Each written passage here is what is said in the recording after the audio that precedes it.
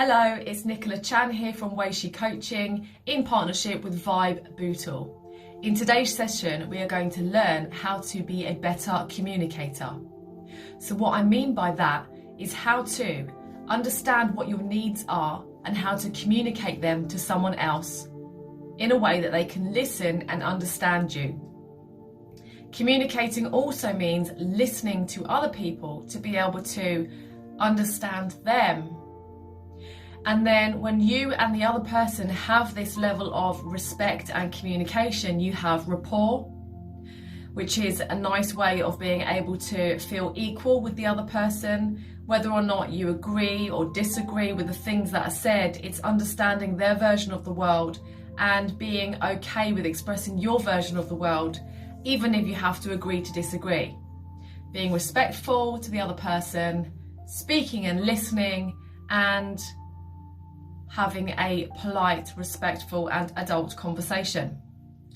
So we've looked at who are you, what are your thoughts and feelings, and some of the work we've done up until now has been able to make you feel a more confident person who thinks more positively, who gets out their comfort zone and meets challenges, who isn't afraid to show up as themselves using all of the tools that you've experienced so far, like the power posing, like using your role models and trying things on for size and seeing what fits and what works for you. So in today's session, we're going to learn how to listen to other people. Quite often we listen to other people with the urgency to say something back. So what we really do is we listen for the gaps in their speech or their thinking. And the first idea that we had from the first part of the sentence, we want to throw back something. So your first challenge, whether or not you want to write it down or not, or remember it, it's up to you. But your first challenge is to listen to someone for 2 minutes without speaking. If you have a phone or a timer on your watch, set that timer for 2 minutes and see if you're able to listen to the other person fully. Notice what comes up for you. Because quite often, if it's a conflicting conversation, if it's something where someone has a different view or opinion to your own, you may feel something bubbling within you, something stirring, and this urgency, this feeling to say something back and have your views heard, your opinions heard, and maybe even change their mind. But we're going to start by just listening, taking away the emotions and just sitting there, being a lamppost. So number one is be a lamppost.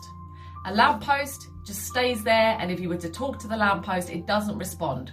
So that's an easy way to remember it. Be a lamppost.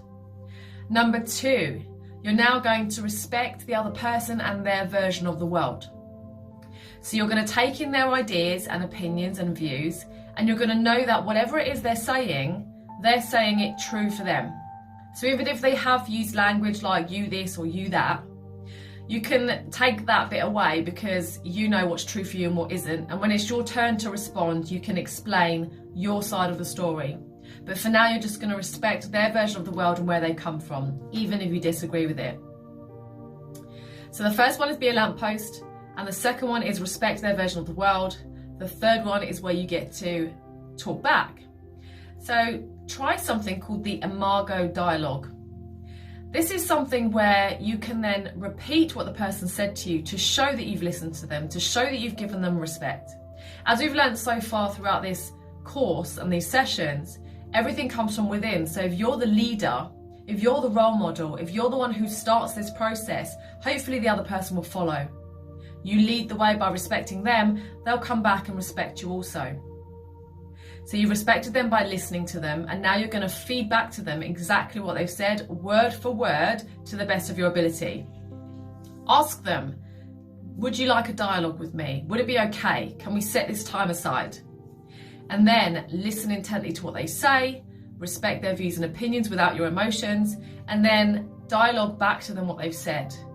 If their sentence is quite long, ask them could they keep their sentence short so that you're able to respond back to them and remember everything they've said. Or you can paraphrase, so get the gist of it, and then you say next, did I get it?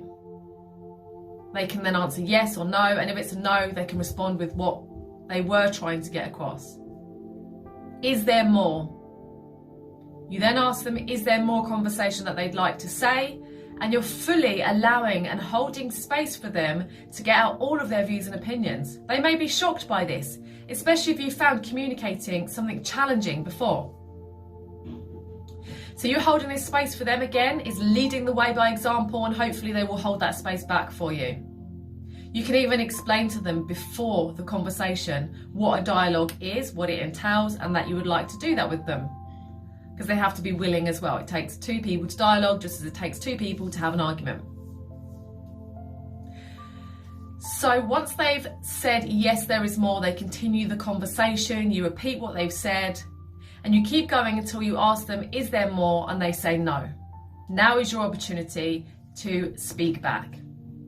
So because you've taken the time to listen to someone else, you've taken out your emotions, you've had more chance and opportunity to sit with yourself and how you feel and make a more human response. And I say human as in a logical, practical thinking side of the brain. That's the response you're going to come back with instead of an emotional, which is the reptilian brain, the old brain, which we sometimes call the chimp. So you're going to respond without emotions, you're going to say your part, stating things in the I because it's how you feel and it's true for you. They will then repeat back to you what you've said, and they will ask you, did I get it? And is there more? And you continue this process until you've both said everything you need to say. And start with something which isn't really emotional, just to get a bit of a practice. So you could start by asking a parent, for example, can I have a dialogue with you about a cup of tea?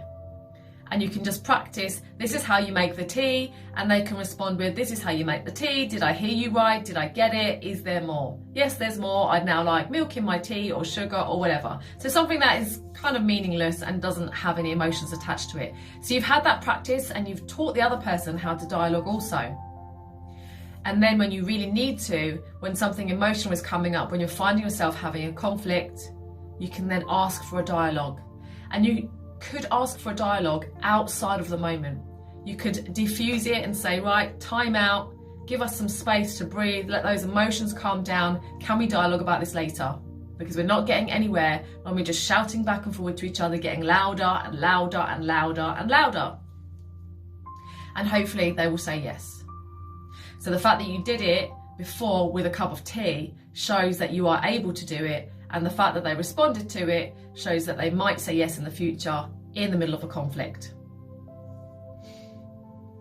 So lastly, just remember that everyone's versions of the world are different, and remember, we delete, we distort, and we generalize bits of information. So when two people are having a conflict, each of you are distorting and generalizing all those bits of information. So some of you may actually lose words that someone else has said, and that person says, I did say this to you, and you argue back, no, I didn't hear that, because you deleted that bit of information.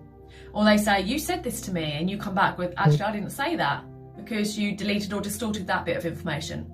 So when both of you have the knowledge that that is something that may happen, you can then empower yourself to lose all of the emotion attached to it and try dialoguing. So I hope you enjoy this session today. I hope you manage to add dialoguing into your own life and become a better communicator so that you can speak your needs and have your needs met, and also you can listen to other people and help give them what they need as well. Thank you for listening. I'll see you on the next one. Bye.